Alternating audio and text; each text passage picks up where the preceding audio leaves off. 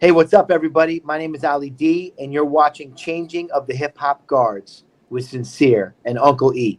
Can't wait to see you guys. All right.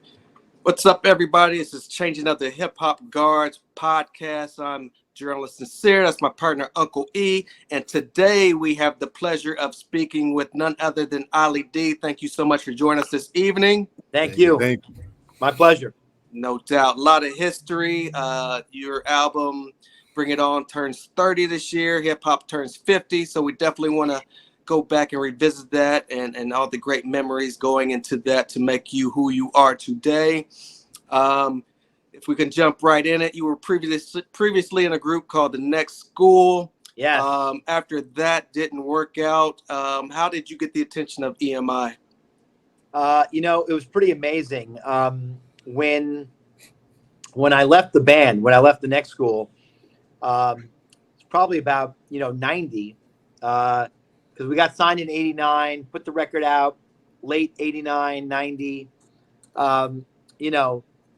did our thing, group breaks up. I end up joining the Bomb Squad for 3 years, which was crazy. Really from 90 to 93, 92 and a half. And really, I wasn't planning on doing the artist thing again. I wasn't planning on doing another album for myself after the first one. But I got the artist itch. There were rappers out, other white rappers coming out. There's Vanilla Ice with Ice Ice Baby and, Marky Mark and the Funky Bunch and all these guys. And basically, I felt I could do it better than them. Okay. I looked at them and I didn't feel they were very authentic. I didn't feel that at the time that they were really representing hip hop, at least from how I knew it and how I learned about it and, was a student of it. And I thought I could do it better than them. And so I got the artist itch probably about, 92. And it's kind of a crazy story, actually. I don't know if we discussed this on our last time, but our last interview. Basically, I went in the studio. I was signed to MCA Publishing at the time. Went in the studio, got the sample, for Who's the Flavor. It was a Whispers record, and put the record together, put the beat together. Song came out. Everyone was like, this song is insane. All my friends and everyone at MCA, the publishing company, they thought the record was crazy. And at the time, I was still with the Bomb Squad, and young black teenagers wanted some production on their new record that they were working on. And I put some demos together for them. And I put together records that were available and records that weren't available. But if they liked them, I could, make a record like it, for them. Right. And so in the records that weren't available, Who's the Flavor was in the records that weren't available. And of course, they're like, we want that one. And I'm like, well, you can't have that one. That's for me. And it got crazy because really that was my exit out of the Bomb Squad, because they wanted it so bad that they came out with a record, something like Who's Got the Flavor or something like that on the record that's got that Tap the Bottle on it. Tap the Bottle, okay. And I felt like they infringed on my hook. Who's got the flavor? Flavor. Who? It was very reminiscent of Who's the Flavor? Right. And so that was my exit, because basically Hank sided with them. We figured it out. Basically, we settled with each other. I think this, one of the parts of the settlement were like they couldn't release it as their first single. It had to be their second single, which I think it was. And it was going to be my first single. I shopped it around EMI picked it up, signed me for a new album, and then I was sort of off to the races with Ali D Bring It On, which originally, by the way, was called Ali D and the 40 Thieves. Ooh. Yeah, that was the original name of the album, and I think EMI thought it was a little violent. Oh. So we changed it up a little bit. So you kind of jumped right into that. You were down with the Bomb Squad, which is pretty dope, I might say. I just want to know real quick, how did you get the attention of the Bomb Squad to even get down with them? Yeah, I mean, it's kind of crazy. So in 90, I met this other white rapper out of Long Island. I wouldn't say he was really like a rapper. He was like more like a dance club kid who rapped. You know what I mean? But he was definitely way more super duper pop, super duper dancey. But he rapped over these dance beats. So I took the SOS band and I made a record out of it. And we called it, Baby We Could Do This. Okay. And his name was Kid Panic, and he's from Long Island. I actually still talk to him once a year now. Still. Right. He's a big club promoter, owns a lot of real estate now. And I produced his demos, and he started shopping his demos, and he got the ears of Soul MCA, of Hank Shockley. And Hank at the time was like, who produced these records? And Kid Panic was like, my man Ali D. And Hank was like, I want to meet him. Nice. And look, for me, when Kid Panic, his real name is Matt, when Matt said to me, Hank wants to meet you, certainly I knew who the Bomb Squad was. If you were even remotely involved in hip hop, you knew who the Bomb Squad was, right, and who Hank was. So when I meant to meet him, I was like, oh my god, I'm meeting the guy right now, and super nervous. And I remember the first meeting, I'm up in his office at Soul MCA, which was down on Lower West Side. It was on West Broadway. And I'm sitting at the desk, and Hank is like, these productions are dope. What are you doing? And I was like, not much. I mean, I want to produce and everything, and that's what I do. And I remember he said to me that he was looking for, new recruits for the Bomb Squad. Eric Sadler had just left, probably 6 months prior to that. And Eric Vietnam Sadler. And he gave me a test. Actually, it was the first remix I had ever done, and it was a Public Enemy song. I don't remember the name of the song, but it was such a pain in the ass to remix this record because, the way that they worked on a lot of those records, they didn't have time code. They didn't use SMPTE on their records. A lot of times they were triggering the samples literally by hand every 4 bars. And so there was really no consistent tempo that you could lock into. So I remember going out to the studio. I went out to a studio out in Long Island that they used a lot. And I loaded up the reels, and I couldn't lock up to tape. Like the samples I wanted to use, I had these sample ideas, and I had I had all the beats laid out, but I couldn't lock up to Chuck's vocals. I couldn't find the tempo. I couldn't. And I remember this legendary engineer named Steve Vett, God rest his soul, he passed away. Steve Vett is responsible for, mixing everything from Public Enemy to Beastie Boys, Run DMC,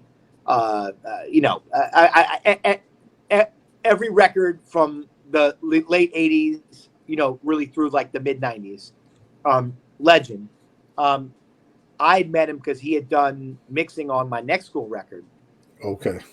And I called him up, and I remember I think Hank maybe paid me $1,500 for the remix. And I remember I called up Steve Vett, and I was like, Steve, I need your help. I need like a veteran. I need an expert to help me lock to tape. I can't lock to tape. And so he came out to Long Island. I paid him whatever it was he needed, and I ended up losing money on the remix. But Chuck loved the remix, and Hank loved the remix. So you passed the test. Yeah. So it cost me maybe an extra $1,500, but it was worth it. And Hank was like, "I want you to join the Bomb Squad." And I'd go Nice. out to 510, you know, in Freeport, Long Yeah, yeah, Island, yeah. you Yeah. know, almost every day. And literally, I was in a room that was like the size of a closet, and there was an S900 sampler, a Technics 1200 turntable, and a JBL DJ speaker to the right of me that was stuck on volume 15. And so my right ear just got slammed. I couldn't control the volume. It was just loud as hell. And you know, I'd say every hour a new crate of records would come into the room, and my job was to find those breaks and, you know, those cool horn samples and all that stuff. And that was really my job for like the first 6 months. Wow. Yeah, it's crazy. That is crazy. And just out of curiosity, what came first? The it's to produce or to rhyme? You know, I'd say they were sort of simultaneous, Okay. because when I started rapping, which was really when I was like 15, um, I bought a 4-track, and I bought a drum machine, and I, you know, bought a Juno 106, and I was making demos. So I was producing these demos, you know, on my own, Right. um, really basic things, but producing them on my own and really rapping about kids I went to school with. You Nice. know, a lot of diss raps and things like that. And so it was really simultaneous, you know, but I really enjoyed producing, you know, like that was really, you know, I think I was certainly a better producer than I was a rapper. Okay. Um, you know, I think that as a rapper, you know, what was interesting is because of my clique and my surroundings, and you know, the b-boys I was either dancing with or rapping with or whatever, um, I lean towards my lyrics being a little more explicit than you know, the others that had pale skin that were rapping, you know, Gotcha. around. Gotcha. Right. Um, Right. Right. Right. and so, what was interesting, you know, is when I made the Bring It On album. It's funny, you know, I still listen to it today, and I'm actually, you know, amazed at some of the wordplay and the lyrics, really from the perspective of like, man, you know, you could never say these things today. Yeah. Yeah. You know, Yeah. you know, and Yeah. you know, I mean, it's kind of crazy, but yeah, I mean, producing stuck with me for my, you know, the rest of my entire life, which I guess goes to show that I was really a music maker, producer at heart, Right. who loved to rap. Mhm. um, you know, I loved it. I loved being on stage. I loved performing. Um, and you know, I love all the records I made. I mean, some of them I listen back to and I sort of cringe a little bit, but you know, it was really an amazing time. It was so much fun. You know, Nice. Nice. there was no drama, you know, Gotcha. Gotcha. back Can then. you take us back to those recording sessions? Yeah. Yeah, I What mean, the was that session like? was amazing. I mean, I'll tell you one that's like legendary. Uh, I mean, you know, Cool G Rap. I mean, when I had Cool G Rap, you know, duet with me on Bring It On. I mean, that was like, you know, unbelievable. I mean, I remember how the whole thing happened. I mean, basically, somehow Cool G Rap knew me through like Dana Dane, and you know, I did a demo for Dana Dane's Boy, and he loved what I did, and so he thought I was, you know, a great producer or whatever. And you know, they were all part of the same clique, you know. Right. And so um, I remember, you know, reaching out to G Rap. Somehow I got his number. I don't know if it was through Dana Dane or, you know, I don't remember how I got G Rap's number, but I called him personally. And you know, I was like, you know, listen, you know, you may know me. You know, I'm a producer and I'm making an album, and you know, I'd be honored, you know, if you would, you know, jump on this record. And he wanted to hear the track, so I got him the track, And then he was like, yeah, I'll do it. And G-Rap, look, back then you were either a Rakim fan or a G-Rap fan. Right. I mean, certainly everybody liked both, but you were once, it's like Biggie or Tupac, right? Yeah. And for me, I was G-Rap all the way, personally. Okay. I just, anytime I heard him, I just wanted to fight. Like it just got me hyped up. Road to the Riches. Like when I'm down, I put on Road to the Riches, and I'm like, I'm okay right now. Nice. And so when he said he do it, I was. I mean, first of all, I was euphoric, right? I mean, I'm like, oh my God, like one of the best rappers of all time is getting down on my record. That's crazy. Hell yeah. And I remember telling the label obviously loved it because as a white MC, they were like, oh my God, this is like amazing, what a stamp, Right. And I remember being in the studio. We were at Platinum Island, which was down on like 3rd Street and Broadway, and we were in the room. He was sitting on the couch. I'm in the vocal booth, and the engineer's tracking me, and I had written my verse, and he tells the engineer to stop, and tells the guy to push the playback button on, and G-Rap's like, yo, come on in here. And I come in, and he looks at me, and he's like, listen, if I'm going to get down on this record, he's like, your rhymes got to be better. and literally, I'm like, my rhymes got to be. I'm like, I can't compete with you.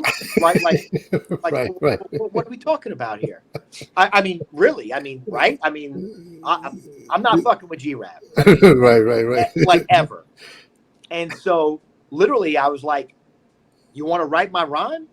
And he's like, I'll write your rhyme. So G-Rap wrote my rhyme, literally right there on the couch. He wrote my 16 bars. Break a, send you to the Undertaker. I mean, he wrote my rap. He wrote. I literally sat on the other side of the couch, learning it. Like he was, dictating it to me, the flow, blah blah blah. I learned it, and an hour later, I was back in the booth, tracking it, and voila, like, boom, done. Fucking G-Rap, man. Like, yo, you no, fucking, I'll write it, man. That's the only way I'll get on. No, I mean, by the way, for me, like, it's funny, like, I really viewed myself also as a performer, right? So, right. I'm like, yo, G-Rap's gonna write my verse. I'm good. You know what I mean? Like, I mean, it would be like, today having, Jay write somebody's verse, right? Yeah. You know what I mean? Like, so, I was never ashamed by it at all. Oh no. I was like, yo, this dude wrote my rhymes. I'm like, that's kind of hard, crazy. And he and I actually remain friends. I mean, it's funny. We touch base every couple years. I might bump into him, or I text him, or on Instagram, whatever. I love that dude. He's one of the greatest of all times, in my opinion. For sure. I mean, there are a couple other, crazy stories. I mean, I remember we were recording this song called Tap Skins, and the title's self-explanatory. And I remember we got all the girls from Scores to be, oh no, it was Flash Dancers, one of the strip clubs in the city. And,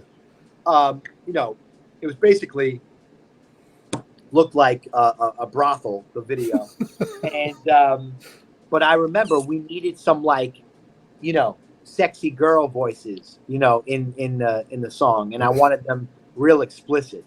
So, back in '93, they used to have the 970 numbers where you could call and talk to a live girl. Oh, right. Yeah. On the phone. So literally, we're in the studio, we mic up the speakerphone, and we call one of the lines. We, rang up like a $400 phone bill that day or whatever, Right. In the studio. But literally, I'm like, all right, now you got to say, ooh, Ali, I want, and whatever. And so literally, it's like a phone girl that's on that. That's like funny.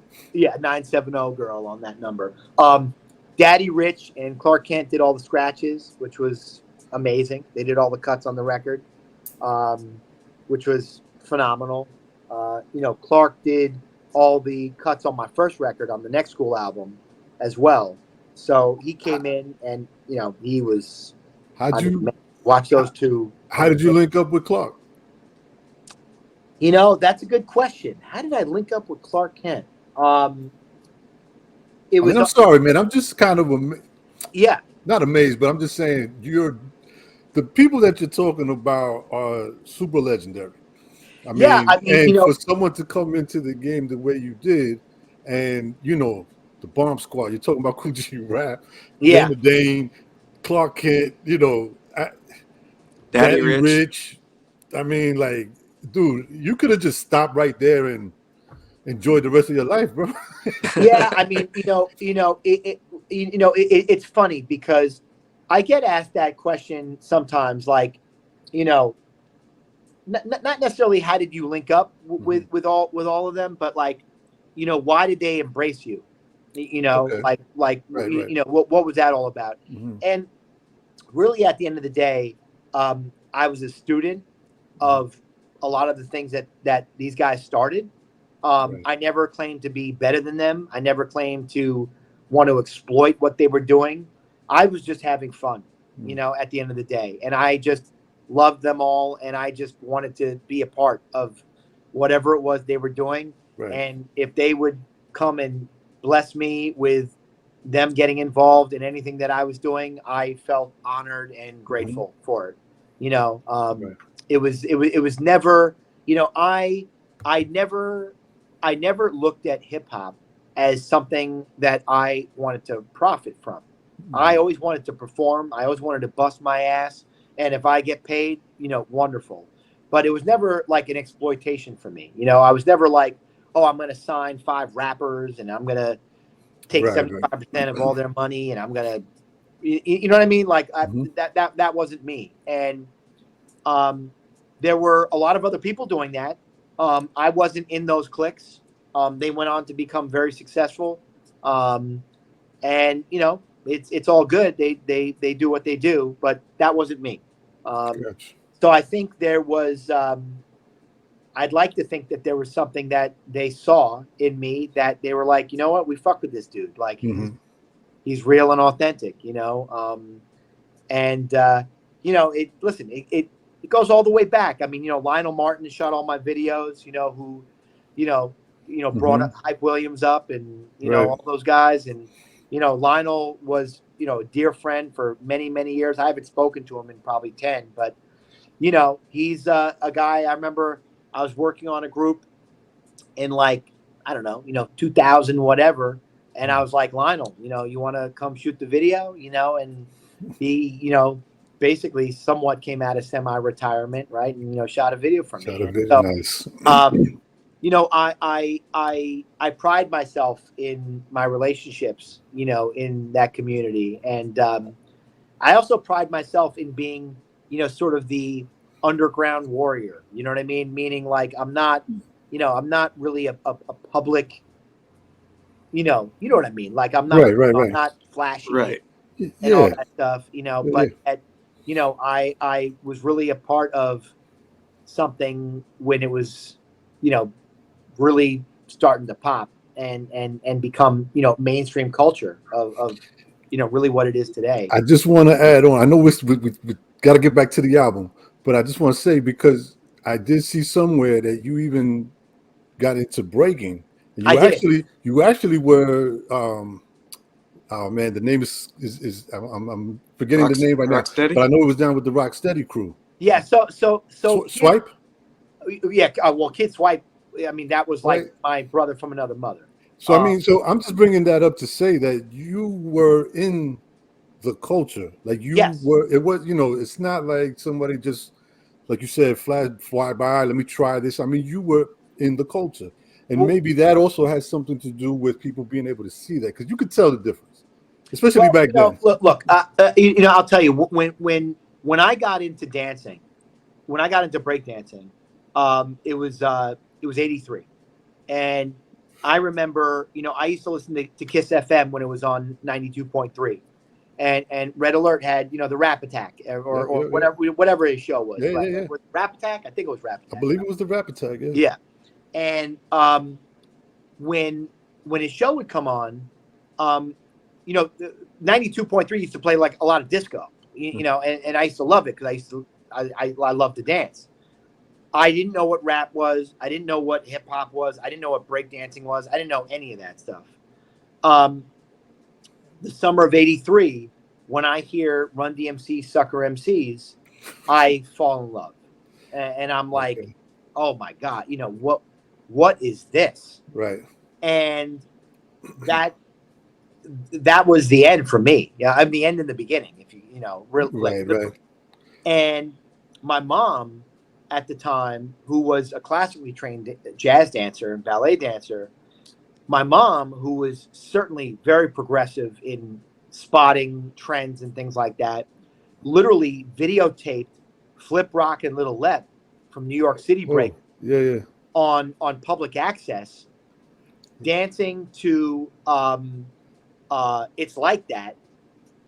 And she didn't know what it was. And she brought the videotape to me and literally set the TV up in front of a mirror and said, I don't really know what this is, but I want you to learn it. So I had the TV facing the mirror, watching Flip Rock and Little Lep dancing, and I was trying to, imitate them. Imitate it, yeah. Up rock and, whatever it was. Right. And by crazy coincidences, I met Kid Swipe, Kiriaki, all you met Kiriaki too? Yeah. Yeah. Yo, this guy.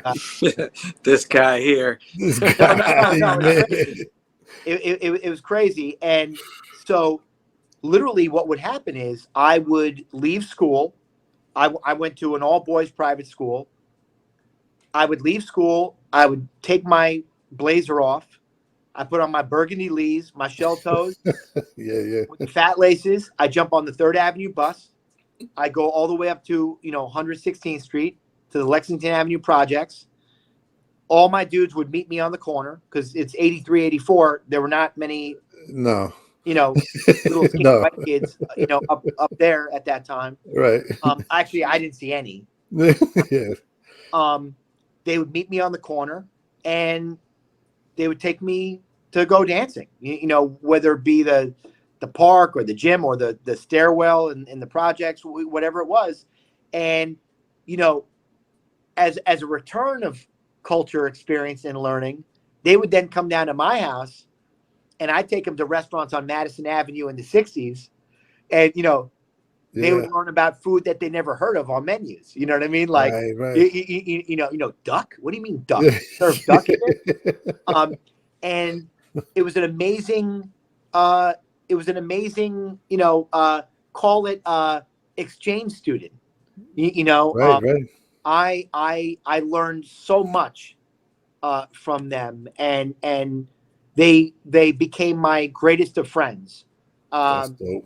And vice versa. I think that they learned a lot from me as well. And going back to your thing, the way I weaved in and out of hip hop royalty and culture and producers and things like that, it was really, I always treated them with the highest level of respect. It wasn't about skin tone. It wasn't about where you're from. Right. It was about, what you got here.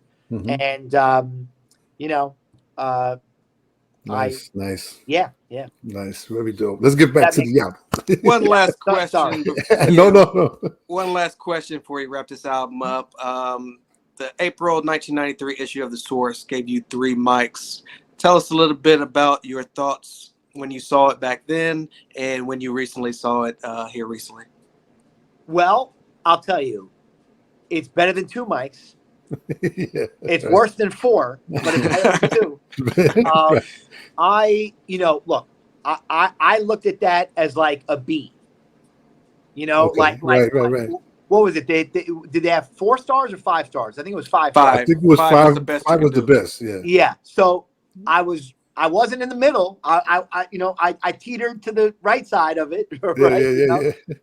I wasn't mad at that at all. To be perfectly honest with you, I remember when it came out and I saw it, and I literally was like, "Hey, I got 3 mics. Like, I'm okay with that." When I read it, I appreciate what they say because, when I think they said something like, "When I'm being myself, Mm-hmm. I'm cool. Yeah. But when I'm not, it gets a That's little when it shaky." kind of right. And I get that. When sometimes you get carried away with if you're hanging out with stick up kids, all of a sudden you're a stick up kid. So uh Right. there are some lyrics on there that are definitely fiction. Mm-hmm. Let's put it that way. And I appreciate that. They saw that, and it was all good. One thing I'll say that I also really appreciate too is that I've seen some other reviews on the album. Um, More recently, 2012, 2013, whatever, some DJs have reviewed it. And I really appreciate their perspective because their perspective is like, this kid was early. He was early from where he was coming from. He was coming from a much more authentic, for lack of a better word, I didn't come from the streets, but I had a more of a street vibe with Mm-hmm. with the record, Right. with the tracks that I made and even the lyrical content. Some of my guest artists, obviously G-Rap. I mean, there's nobody more street than G-Rap, especially back then. And so, I think people were a little taken back by it, by like, who's this, white kid from Manhattan, uh, you know, you know, spitting rhymes like that, Right. But I think that, if it were today or 10 years ago, it, it would have not even been a thought. It would have been like, yeah, of course he's talking about Yeah. hitting your girl from the back and Right. no, you But know what you I mean? came Like, you came out in a pretty tough time for, I mean, for lack of terms to say, someone of a white background or yeah, whatever. I mean, you're talking about groups like Public Enemy, even the KRS Ones, the Poor Righteous Teachers, the Brand Nubians, that were all, very strong on what yes, they were talking about, yes, and you were yeah, right in the middle of that. yes. So it was a tough time. It was a tough time. I also came out, right after the Vanilla Ice backlash. Right. Yeah, I And think no, that listen, ruined it for a long time. I I got it all every day. Yeah. He really, Yeah. did ruin it for a lot. Yeah. I think, EMI at the time thought that my production credits and the people that kind of stamped me Mhm. was enough, to sort of catapult Okay. me past, Right. that ick factor, Mm-hmm. you Gotcha. know. But look, it's all good. I still have people, when they hear that record, they're like, "Oh my God, we had no idea that was you." Yeah. Listen, it's a lot of fun. I'm highly blessed, and I also, in reminiscing of the album when it came out, um, I think to myself, if it had really blown up, and really had become a huge success, um, I don't know if I'd have the career that Okay. I've had. Um, Right. you know, at the time, I was young, I was slightly dumb, Mm-hmm. and who knows? There are mistakes that we all make in our youth, and I think if I had more success, more resources, more reasons to go crazier, it probably would not have ended up well. To just be quite frank. So I'm very grateful of my entire career path, and I really have no regrets. Right.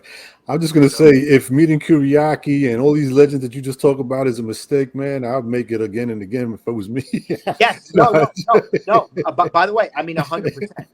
yeah, no. Uh, And not for nothing, you know something. I just want to say this too. We're kind of saying about the album and how it did and all of that, but you know something. You know how many people would have loved to even have a single oh, 100%. somewhere, anywhere. Like you have there's something I don't know what it is. I don't know if you got a lot of, but they say, you know, your big cojones or whatever it is, bro. But you don't have. It seems like you don't have. You're not afraid to take a Well, chance on anything. yes. I mean, it's funny that you say that. Um, I I feel like I'm not. Mm. You know, look, even I mean, look, there are a couple times when I, you know, ended up on 116th Street and my friends were not there to pick me up. Yeah. And you know, when I was 13, 14 years old, I was a little twig. Right. I Mhm. like, geeked out. I didn't know where I was or anything like that. Um, you know, the projects were rough then. I mean, I don't, Yeah. sure you guys are familiar from, back in those days. There's people lurking in the stairwells, pit bulls roaming around without leashes. Uh, you, you know, uh, Elevator smelled like Piss and crack. urine. Yeah. Yeah, Yep. and so it it taught me a very valuable lesson also because it really was also a lesson in humility, because uh, I never knew that existed, from how I grew up, as a little kid. And so to see my friends, dancing and celebrating and rapping and having fun and house parties surrounded by all of this, really gave me a different outlook on things. And I'm like, like, even when life is tough, you can find good in it all. Right. So it allowed me to, you know proceed with my life and my dealings with people. By the way, hip hop, in my opinion, is the most brutal, uh, real, critical, uh, uh, I say listener it. I say it all the time. in the business.